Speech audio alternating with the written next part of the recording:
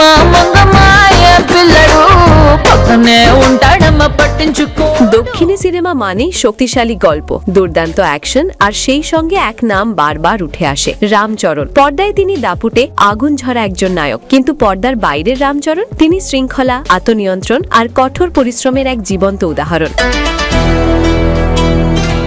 RRR সিনেমায় দুর্দান্ত অভিনয়ের মাধ্যমে তিনি শুধু ভারত নয়, গোটা বিশ্বকে তাক লাগিয়ে দিয়েছেন। কিন্তু এই সাফল্যের পেছনে কি আছে জানেন? রামচরণের মতে নিয়ম মেনে চলা আর নিরলস পরিশ্রমী সাফল্যের সবচেয়ে বড় চাবিকাঠি। সম্প্রতি এক সাক্ষাৎকারে রামচরণ জানান এক চমকপ্রদ অভ্যাসের কথা। তিনি বলেন, সন্ধে 6টার পর তার ফোন পুরোপুরি বন্ধ। হ্যাঁ, ঠিকই শুনেছেন, সকাল 8টা থেকে সন্ধে 6টা পর্যন্ত কাজের জন্য পুরোপুরি প্রস্তুত তিনি। কিন্তু তারপরে সেই সময়টা শুধুই পরিবার আর নিজের জন্য। ব্যক্তিগত জীবনকে সমান গুরুত্ব দেওয়াই নাকি তার মানসিক শক্তির সবচেয়ে বড় উৎস। জীবনযাপনে যেমন শৃঙ্খলা, খাবারের ক্ষেত্রেও তেমনই সরলতা পছন্দ রামচরণের। তার স্ত্রী উপাসনা কামিনেনি জানান, দেশে হোক বা বিদেশে রাতের খাবারে রামচরণের প্রথম পছন্দ খিচুড়ি, আর দিনের শুরু মাত্র 1 গ্লাস দুধ দিয়েই। এদিকে কাজের দিক থেকেও থেমে নেই এই সুপারস্টার। তার নতুন সিনেমা পেড্ডি এর প্রস্তুতিতে এখন ব্যস্ত সময় কাটাচ্ছেন তিনি। এই সিনেমায় তার বিপরীতে দেখা যাবে বলিউড অভিনেত্রী জাহ্নবী কাপুরকে। আগামী মার্চ মাস থেকেই শুরু হবে শুটিং। নতুন লুক, নতুন গল্প।